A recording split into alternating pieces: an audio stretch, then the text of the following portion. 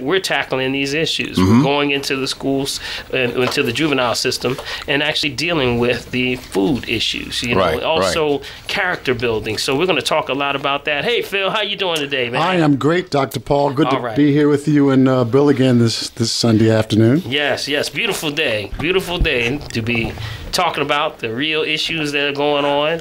And one eye is also looking at the game. see, it's behind me, guys. I want you to know this so they can all check out the game. I got to look at Steve across the street. But that's okay. Dr. Paul, let me go back for something you just said a few moments ago. You're talking about the whole idea of, you kind of stumbled in, you said school. Okay, but being a teacher, okay, allow me to say this. After having taught in a prison for like 12 years, right, I have come to the conclusion, or should I say, an understanding that men who are in prison, now get this as an analogy, right?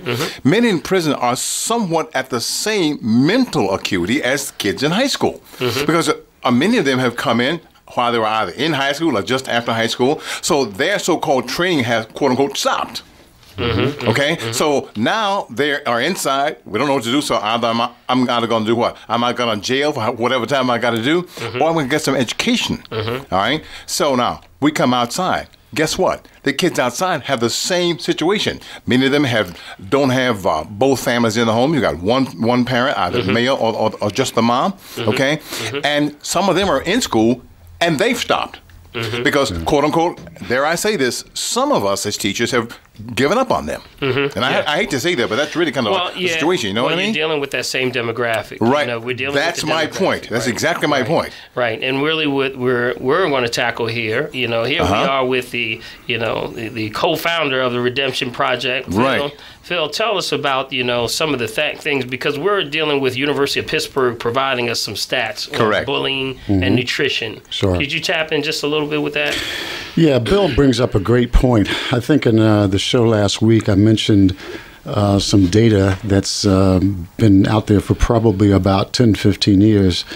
25% of the young adults or students who attend high school drop out. They're 8 times more likely to move into the correctional system than their counterparts. Right. And so, as to your point, Bill, this thing becomes cyclical. There's personal development, character development, there's educational training. Yes. There's nutritional literacy, all those things that they need to learn and really take and be able to interpret so that they can make what I'll call substantive changes in their life. They don't do that in high school. Once they get into the correctional system, that kind of vocational and environmental literacy training doesn't take place. Yes. And so what we end up having is, 47% of these individuals come back out or go back to prison within 3 years at the state correctional facility level. So it's a cyclical system.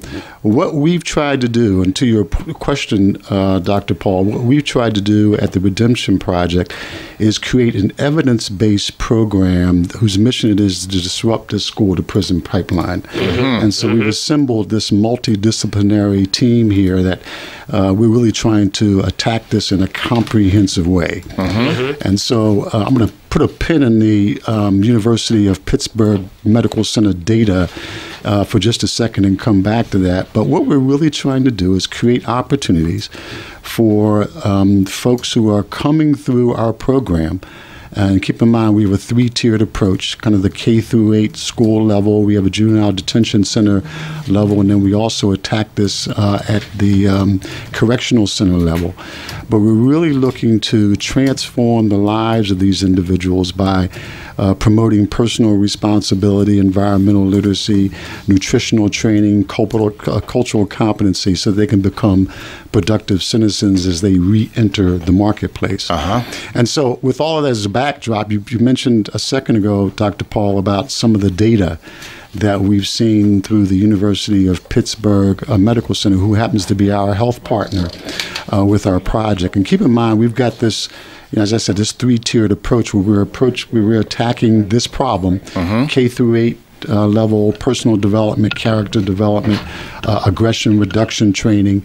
We're approaching it at the juvenile detention center level, again, with aggression replacement training and a variety of additional resources around post-secondary education and getting them job opportunities, and then really providing information and insight around going back to college and making that next step. And then the third component of that is really going into correctional facilities with a really significant, robust program where we are measuring the effect of nutrition on antisocial and violent behavior, as well as healthcare outcomes. So University of Pittsburgh Medical Center is our healthcare partner there.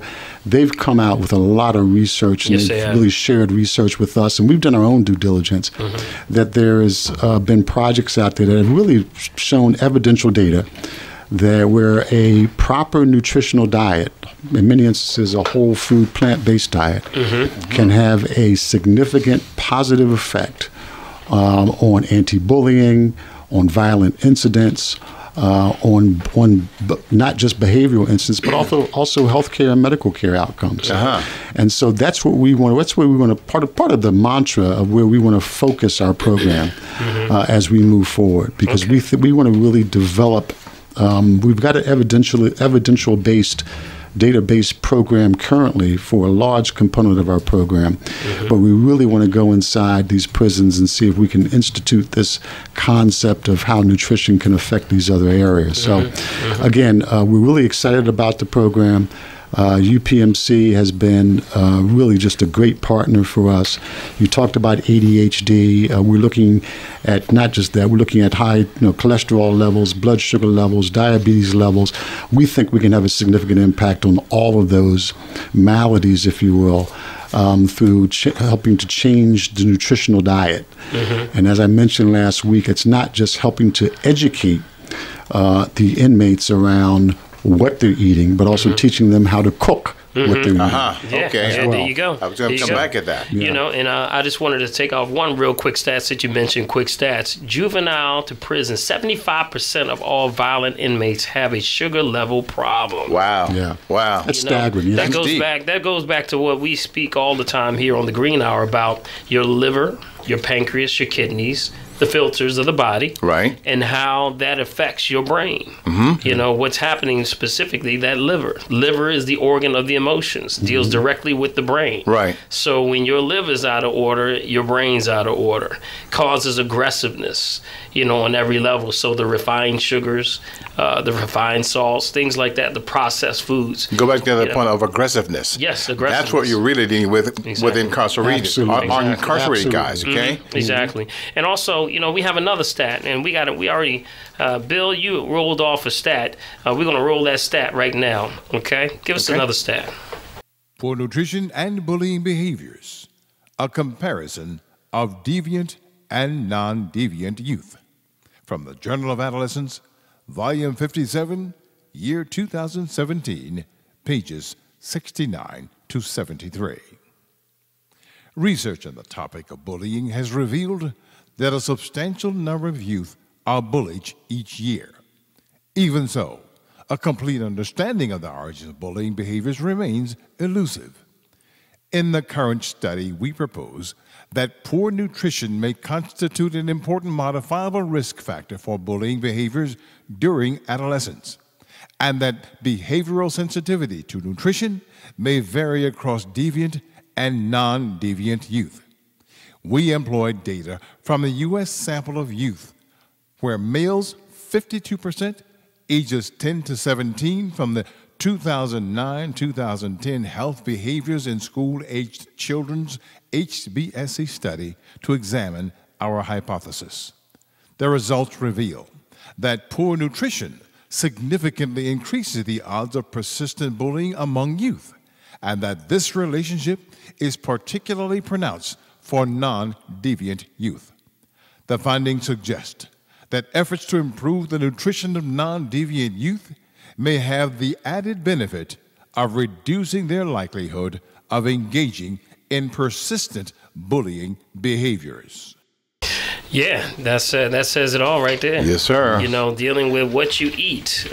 What you eat determines your outcome and what you think. That's exactly. You know, I have a note right here from Victoria. Victoria says that liver malfunction is very insidious. It says we're right on target with these preventive measures. We want folk to know that that's what we're trying to do here in the arena, is to prevent these kind of things. We don't want this stuff to sneak up on us and grab us with the back of our head. We want to give you the information, guys, so that you can have what? You have it right in your hand so that you can do what? Make sure that you prevent these things from happening to you personally. Okay, and Phil, just sort of segueing to our next piece that I wanted to go into, and that's dealing with talk about the components that are bringing our next guest in, and how that actually makes a significant role to the Redemption Project, and how these components are outlaying, and how we're going to roll with this. How is this thing going to play a role? Sure. So one of the things that makes our program unique, and I talked about a comprehensive approach by the Redemption Project. Think of it in kind of two categories. One is a three-tiered approach where we're going into at the K through 8 level. We're going into schools with an evidence-based program. Our lead program there is Character Be About It. We're going to be talking to Matt Harris, our Vice President of Sales, in just a second. So Matt will get into a lot of the detail about Character Be About It, but it's a comprehensive program where we really look at training these students by law enforcement, by the way. Okay. Law enforcement and state troopers are the instructors, but we really train them around anti-bullying sort of concepts. There's a number of traits that they're taught. Again, Matt will get into that in detail. Our second level is really around juvenile detention centers. That's where we go in with the aggression replacement training. Along with a program that helps to teach the folks who are in juvenile detention centers about avenues that they can utilize, resources out there that they can begin to take a look at post-secondary education. Where do I go if I want to go to a technical school, a college, et cetera? What are those opportunities out there? Where's financial aid, et cetera? And then the third component, as we've been talking about, is we go into state correctional facilities. Interesting component. We right now, since over the last 6 to 8 months, we have gotten approvals from the Pennsylvania Department of Corrections to go into 20 of the 26 state prison facilities. Right. We have over 250 centers, detention centers, and other youth centers that they'd like for us to come in with our aggression replacement training and character program, as well as 100+ schools who have signed on and said, we want you guys to come in and implement the program. So we're excited about what that looks like. On the flip side, there's the project. There's the research project where we're really going to delve into all of the aspects of how does nutrition have a significant effect on behavior and healthcare outcomes. And Bill made a great point. There's a lot of moving parts here, a lot of information we want to gather. At the end of the day, we're looking at reducing recidivism and improving behavioral outcomes, improving outcomes from a healthcare perspective. And Bill, as you mentioned, empowering these inmates as they're coming back in the street with information so they can make better decisions about what food to eat, which affects their behavior, ultimately affects all of us. You know what's unfortunate about that, forgive me for cutting across you, is that people forget that these folk are coming home. Yeah, that's absolutely. Right. That's right. And you want them, as you say, we want them prepared to be able to handle all of these things so that we can, first of all, take care of their bodies and their minds. Then the rest of it is a lot easier. Yeah, and also preparing them with something as a credential to say, this is what I can do now. Yes, right. Exactly. Giving them some kind of skill, some kind of outlet, but most importantly, bring them hope again. Yes. Because sometimes you're dealing with a hopeless system.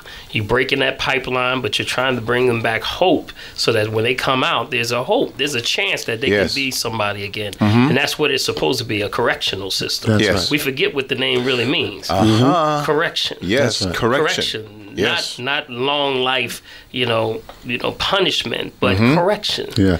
So, Dr. Paul, Bill, approximately 650,000 inmates come back into our community every single year. And to your point, we haven't dealt with those personal and character, behavioral issues. Some of those are psychological. Some of those are physiological. Yes. Mental, physical, etc. They haven't dealt with those, and we haven't trained them and provided resources for them to deal with those. Yes. And so, as you know, what happens is they come right back into our communities and they do the same things that got them incarcerated in the first beginning. Exactly. So you brought up a great point, Dr. Paul. We also have, as a part of the Redemption Project, a vocational training program. Look, we can talk about all the great stuff around nutrition, around behavior. We got to get them jobs as well. My man. And we got to get them trained, and we got to get them jobs. So we have 6 courses that they're trained in. 3 of those are career development and career path choices, and curriculums that we're really excited about. And then we're also on the back end working with major employers. I mentioned last week, Team Clean has come on as one of our strategic partners. We are growing that list exponentially. So anyway, we are really excited about the platform and where we're going, and to our next guest, what Matt is doing, and what he brings to the table in terms of character be about it. Absolutely, and that's without further ado. I want to bring forth. We have on the line Matthew Harris, who's the Vice President of Sales for the Redemption Project. And before I do bring him on, I just want to read his bio. Okay, for 20 years, he served and protected the citizens of Pennsylvania as a state trooper. During the time, he saw the importance of putting others first. This made it easy for him to want to give back and go into the prevention mode. So in 2013, he formed a nonprofit called All About Character Incorporated, which teaches K through 8 students important character traits taught by trained active law enforcement. The program has grown from 1 school to over 100 in 5 years. Wow. Joining the Redemption Project was a natural fit, he says. The Redemption Project's mission of reducing recidivism in prisons and his school model of improving student law enforcement relationship just made sense. Yes. He looks forward to working and preventing with his preventive approach and spreading it to the masses. Without further ado, we'd like to bring forth Vice President of Sales, Matthew Harris. Matthew, there? Matt, you there? I'm here. How you guys doing? We're doing well. It's a pleasure to have you here on the Green Hour. Thanks for having me. Phil didn't leave me anything. I'm sorry. I didn't mean to take your thunder. He left your bones, huh? No. But Matt, we know, Matt, I think that, what you do, first of all, we just want to commend you for your efforts and everything that you've done. From 1 school to 100 says it all right there. So we commend you on everything that you've done so far. Thank you. I appreciate that. Yeah. It's exciting. It is exciting, and to take what I've started and to partner with Phil and Michael and the Redemption Project team, like you read in the bio, it just made sense. And I think together we're stronger. My program does speak for itself, but having the Redemption Project and the juvenile model and prison model all made sense, and we're gaining a lot of traction right now, so it's real exciting. Hey, Matt, do me a favor, if you would. This is Phil.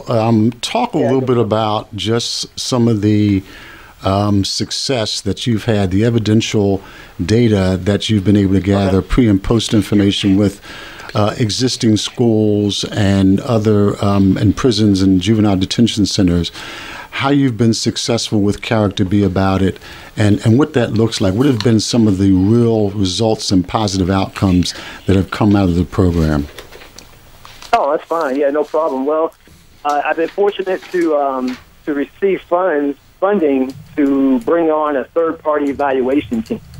And that team was Penn State Core here in the Erie area, volunteered and were able to evaluate my program for effectiveness, and obviously that helps me to go out and obtain dollars from foundations or businesses to show the value in that the program is working. So through some of that testing, the first thing, like in my bio, what we talked about was my mission for starting this nonprofit was about improving student law enforcement relationships. And because for 20 years I saw that it was bad and getting worse, and I was tired of talking about it, and everyone that around my circle was tired about talking about it. And so I said, let's do something about it. And so that's how we were formed. So part of the pre and post testing that we do, and that Penn State Core does, is besides we go into the schools. It's a 34-week program. and we give a pretest to all the students that partake of the program. And then we have comparison schools that do not participate in the program. And so we give them a test on their view of how they look at law enforcement before the program even starts, and then we do that at the end of the year. And that data showed that all of the students that had those officers for 34 weeks totally viewed the officers by 45% or more on a positive outlook. Michael, can I ask you a question right quick? This is Bill, okay? Let's say the guys get started before they leave the institution. Is it possible, is there somewhere online where the guys can tap back in and still be able to continue the educational process without having to, just sort of leave it once they get out? Almost like a post, Yes, like a post something. Evaluation. Right. Is there some way to do that? Is there a post-evaluation involved with the Penn State?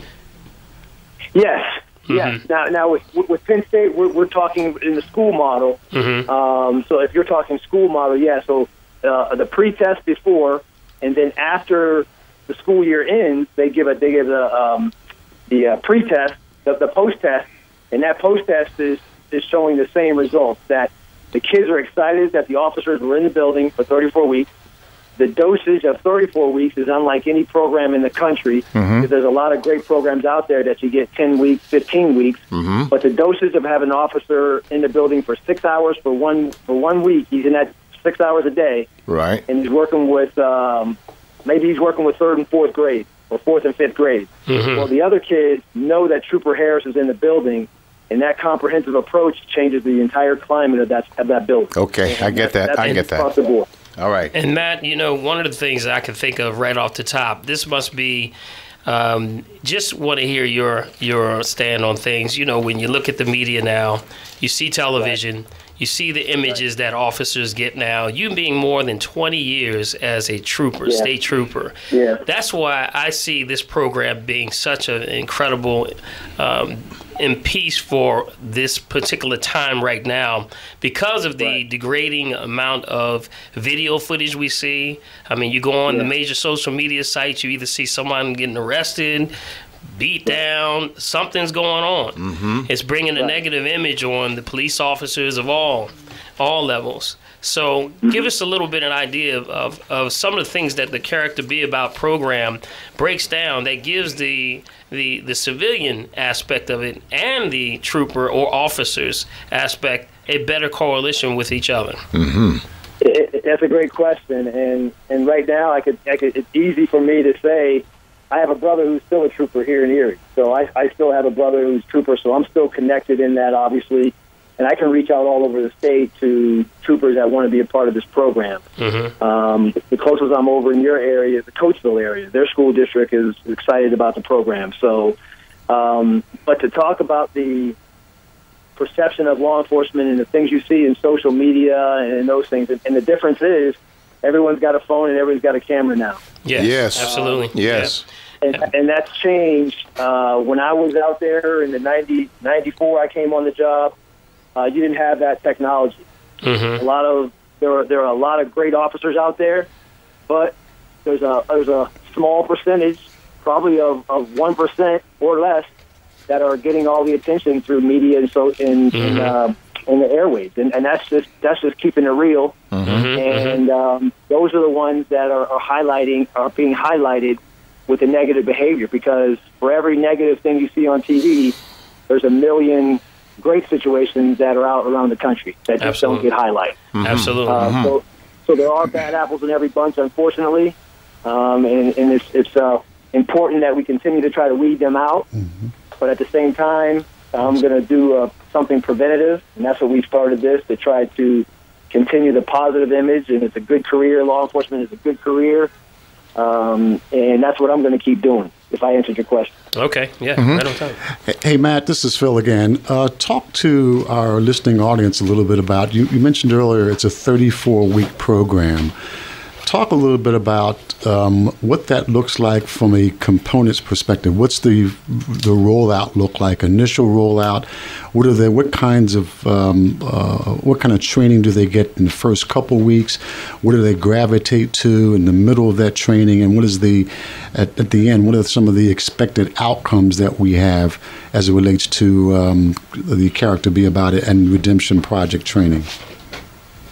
The officers are selected through recommendation of current officers that have been a part of the program over the last 6 years. And they're all active, and it could be troopers. As the program grows, we're going to be working with municipal officers because we just can't obviously just kind of corner this trooper market because there's just not going to be enough as we go into all these schools. And that's okay, but we get them trained up. We do a 6-hour block of trainings with Penn State, the ART president, Bob Oliver, myself, teachers and educators get involved. And so we give these law enforcement a good dose of training. And the one thing that I don't want to forget is these are men and women that want to go into schools. Great point. These are men and women that want to go into school and work with students and help make their job easier with the perception of law enforcement. So that's the most important part of this is finding the officers that want to go in, which is easy because I have them lined up right now, knock on wood. Got good guys and girls that want to be a part of this. But when we go in 1 day a week. It could be a Monday, it could be a Tuesday, depending on the officer's schedule. And that officer is in that building for 6 hours a day. The principal designates which 2 grades that they want the officer to partake in. If it's 3rd and 4th grade, that officer will see all the 3rd graders, all the 4th graders. They'll go to lunch. They'll interact with the students in the hallway. If there's special situations that come about, that officer can take a group of kids that may be acting out that he's not working with. He can take 5, 6, 7 kids into a room and talk about the trait of the month. And so that 6-hour window in the school 1 day a week is just these principals and superintendents just love it. Sure. And with that, what you're getting is, say, for example, a trait. I'm going to give you a list of traits here. So the traits that we discuss are all scientifically studied and researched that our K-8 audience are not getting at home at a high enough percentage, I should say. So we're talking about grit, integrity, kindness, zest, self-regulation, fairness, hope, optimism, gratitude, bravery, curiosity, and social intelligence. Those are the traits that we get in the 34 weeks. And it's an active. The curriculum is an active curriculum. The officer just doesn't stand there and talk to the students. They get up and there's activities, PowerPoint presentations, and it's really engaging with the audience. Sure. Hey, Matt, Phil again. We were talking a little earlier about some of the outcomes of the Redemption Project's character program around anti-bullying, around antisocial behavior. There's been we've got evidential data that supports that, also around relationships or improve relationships with law enforcement. But there's also data that we've derived that shows that there is a correlation between some of the students going through the Redemption Project's character program and improved academic outcomes. And so can you talk a little bit to that as well? Yeah, that's a great point. And just so you know, that the Obey Bullying component, which is a statewide mandate in the school system, is a part of my curriculum. That's been put in my curriculum on purpose because so many principals and teachers want that out there. When I tell them that, everyone gets excited because that's a part of the curriculum. So that's the first thing. So what the bullying prevention does with a part of my program, once again, we're talking prevention. We're trying to keep students in the classroom versus getting sent to the office because of disruptive behavior. When you're in the classroom, obviously, longer than the entire time, you got that opportunity to learn. Yeah, that's true. That's true. That's true. Absolutely. Versus getting sent home. Yeah. And Matt, also, I know you got stats. You got pre and post evaluation stats, as you said. But just hearing from you, what have you seen? I mean, have you seen those who've come through and then have gone through the process, what kind of results have you seen? Because there's nothing better than a testimony, itself. That's a great point, and it's unbelievable because kids can see me at a basketball game. Mm-hmm. Kids can see you in a mall. Kids will see you out on the street, and they're with their parents. And these are, I can give you 50 examples of kids that have come up to me and say, Trooper Harris, remember me 3 years ago? I had you in class. Right. And I'm so good. I'm graduating, and just that right there gives you chills that, wow, it's working. Mm-hmm. And those are just some of the stories. And another example. So I go into a classroom maybe halfway through the school year. So my brother Robert is working at a charter school, and the kids there, he's working with the 4th and 5th grade. So these are 4th graders that have been taught self-regulation in the first month of it. So they're 5 months in. I go in the class and I say, hey, what's self-regulation? So I've got 30 4th graders who heard about self-regulation 4 months ago, and all 30 of them raised their hand and talk about self-regulation and what it means to do everything to control their actions and be responsible. Mm-hmm. So those are some of the things that really, you can't put on paper. Yeah, you can't put it on paper. Yes. The Bible says, raise the child up, and in all his days, you're going to walk that way. You're giving them good foundation. You're giving them good principles.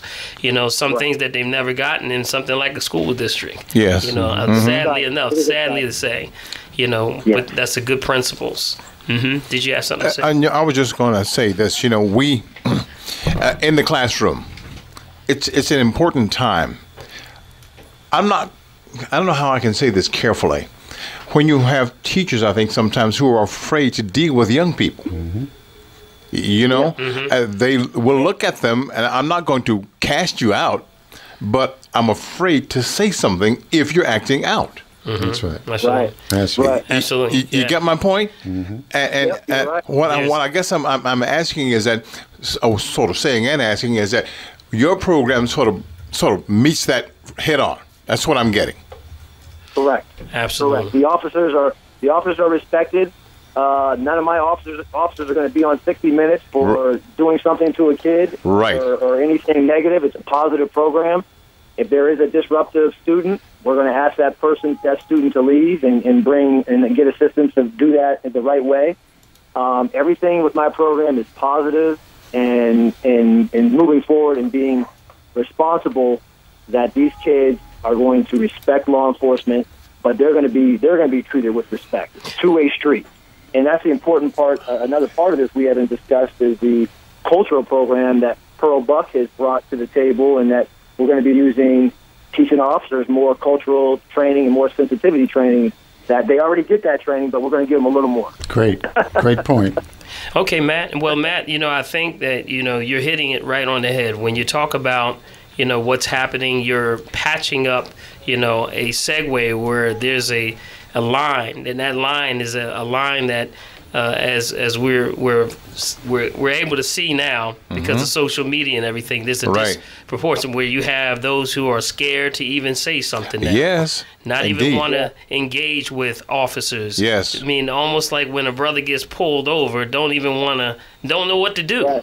Don't know what to do. So, I mean, this program is excellent for dealing with the emotional side, dealing with how do I even comprehend this. Yes, I get that. This is across the board, not just for juveniles. This is for everybody. I see it going. Man, I was about to say exactly that. And I see the relationships that you're building that aren't just, a program building, but I see them lifelong skills that they're going to have for the rest of their life. And we say one shall set 1,000 aflight, two shall set 10,000 aflight. Yes. This is really an incredible program.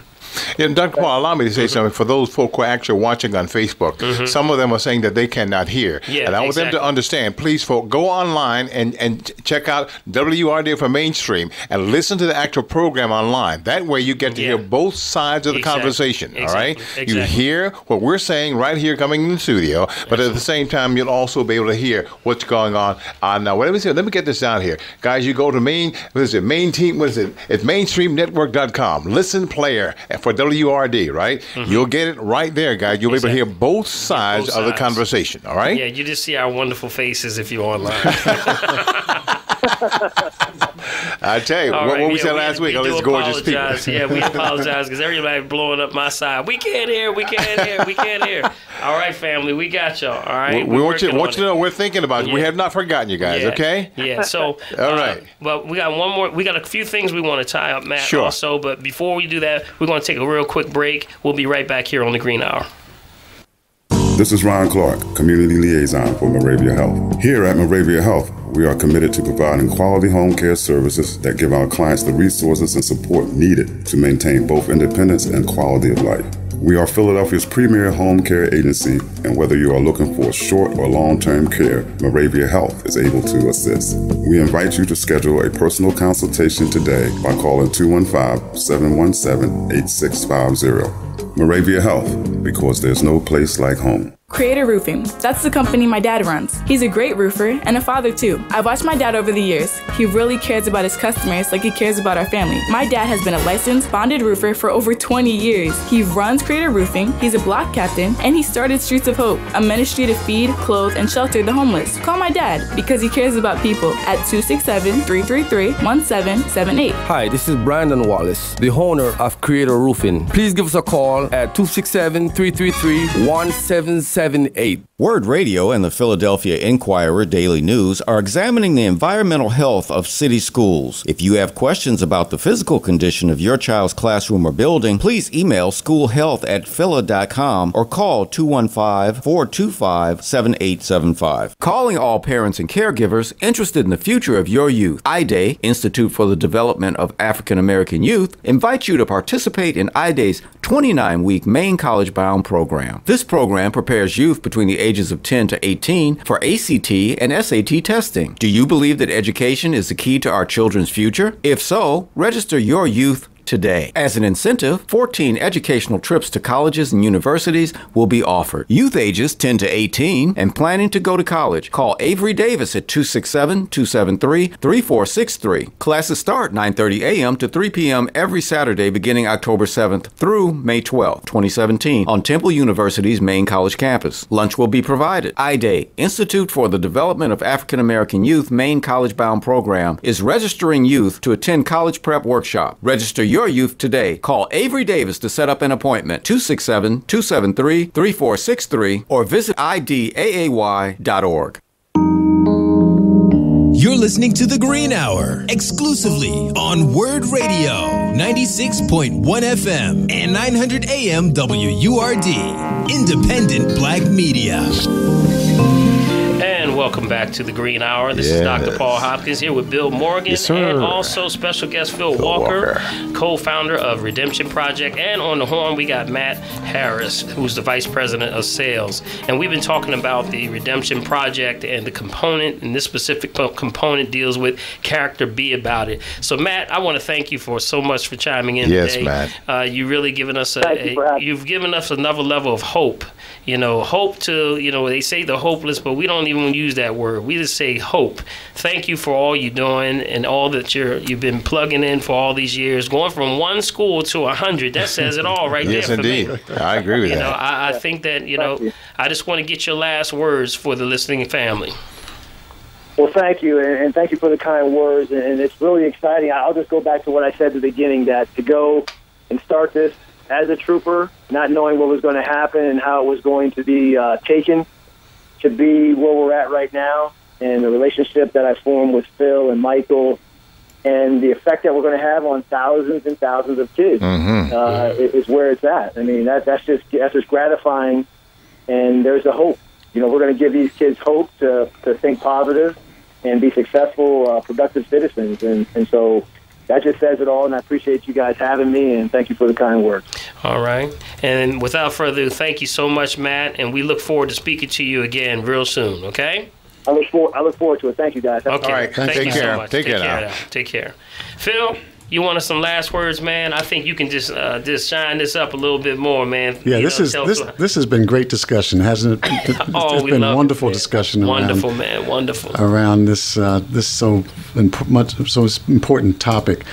One of the things that we're embarking upon here over the next few weeks, we look at the Redemption Project not just as a program, we look at it as a movement. Yes. That's right. And so one of the things that we want to make sure is that we're partnering with individuals like yourselves and certainly like Matt and others, other stakeholders out there who really share our mission around recidivism and personal development and character development, and really helping to empower not only these students but also the folks in juvenile detention centers and these inmates as they come back into our society, and that we can have some significant impact. One of the things that we're embarking upon, and you'll see more information on this over the next 2 to 3 weeks, is a crowdfunding initiative so that we can raise appropriate funding so that we can begin to do the kinds of things that we're talking about doing.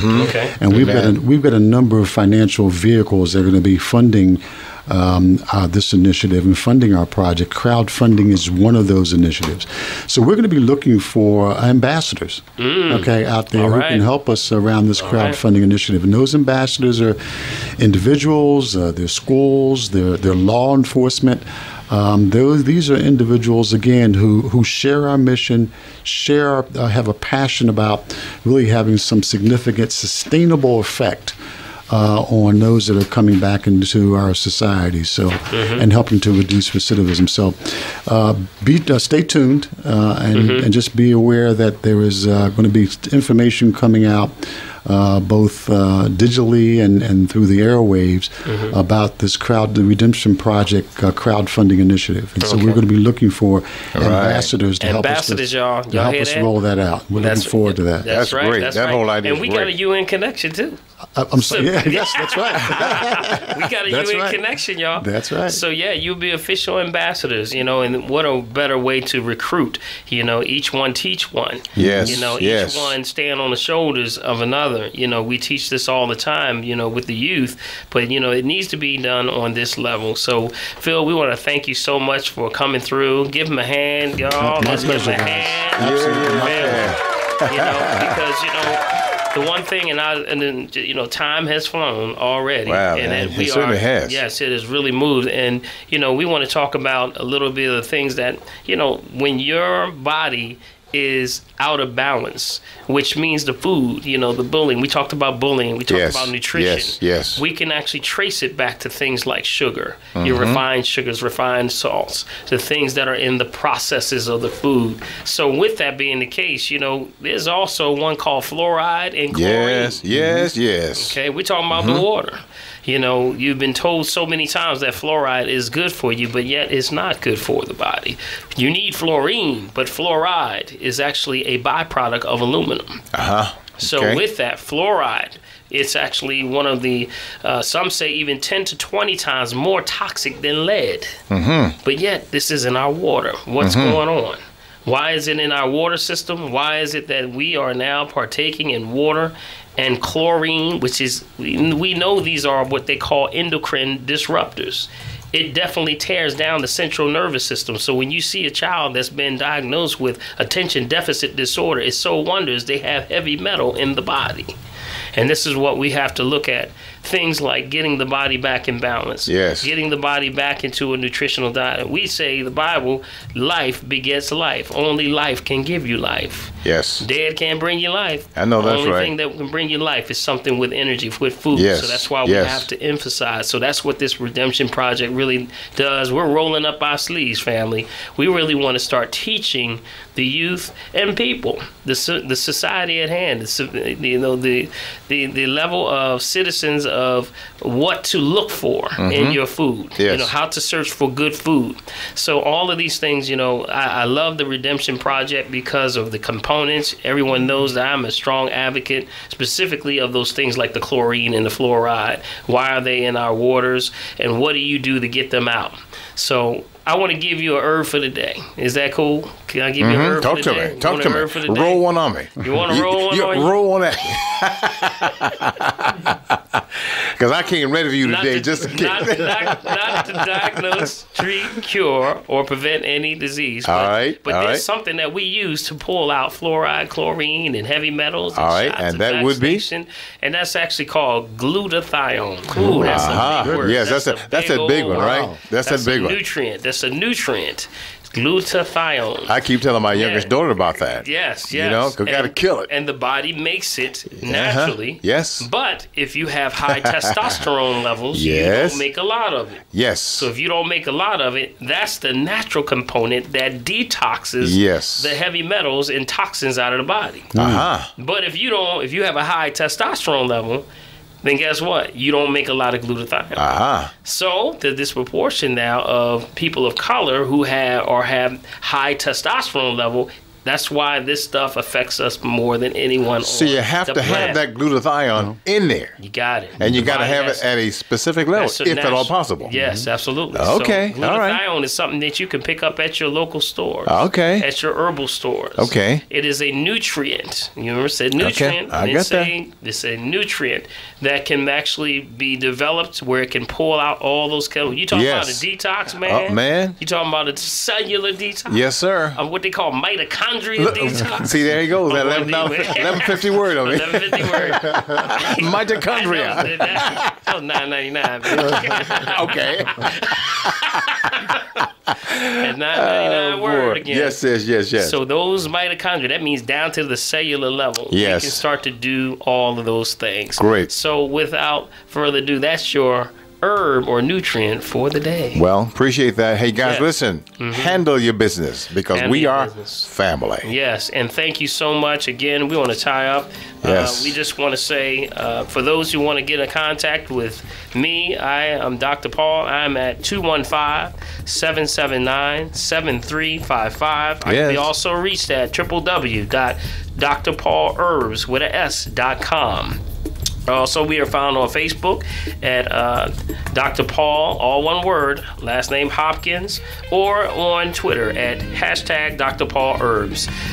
We also have the ladies group, which is the Natural Woman, which is really taking off, Bill. Yes. Every Wednesday night at Canaan Baptist Church, 5430 Pulaski Avenue. Starts at 6:30 to 8:30 approximately.